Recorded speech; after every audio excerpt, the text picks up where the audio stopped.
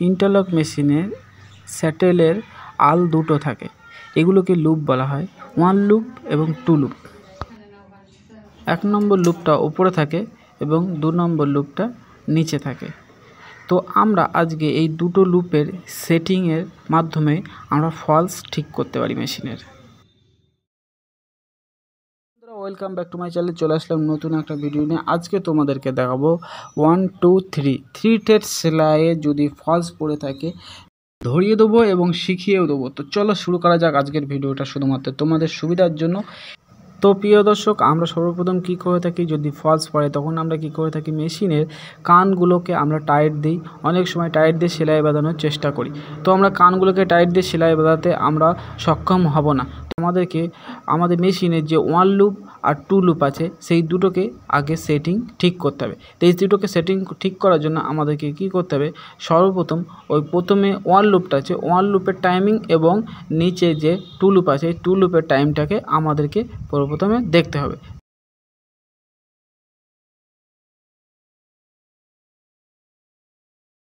প্রথমে আমাদেরকে লুপটাকে একদম পুরো নিয়ে আসতে হবে চুই পয়েন্টের ওখানটায়।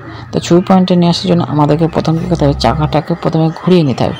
ঘুরিয়ে নিয়ে একদম পুরো ফার্স্ট পজিশনে এনে ছুরিটাকে রেখে দিয়ে এবার দেখবে শুধু লুপটা আস্তে আস্তে যাতায়াত করছে, কিন্তু ছুরিটা যাচ্ছে না। সেই পজিশন আমাদের করতে হবে, লুপটা ঠিক ছুঁয়ের মাথার কাছে এনে, মানে ছুঁয়ের আই পয়েন্টের কাছে এনে এবং লুপের আই পয়েন্টের এনে আমাদেরকে সেটিং করতে হবে। তখন খেতে হবে নাটটা ঢিলা দিয়ে, লুপের নাটটাকে ঢিলা দিয়ে হালকা করে মেজারমেন্ট করে 1 পয়েন্ট ফাঁকা রেখে সেখানটাকে আমাদেরকে লুপটাকে বাঁধিয়ে নিতে হবে।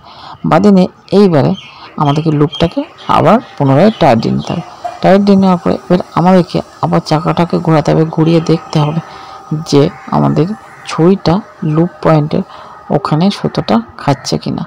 যদি খায় তাহলে একদম পুরো 1 পয়েন্ট থেকে একটু পয়েন্ট বাড়ানো কমানো করে তোমাদেরকে ফাঁকটা রেখে দিয়ে ঠিক মেজারমেন্ট করে এইবারে তোমাদেরকে টাইট দিয়ে নিতে হবে।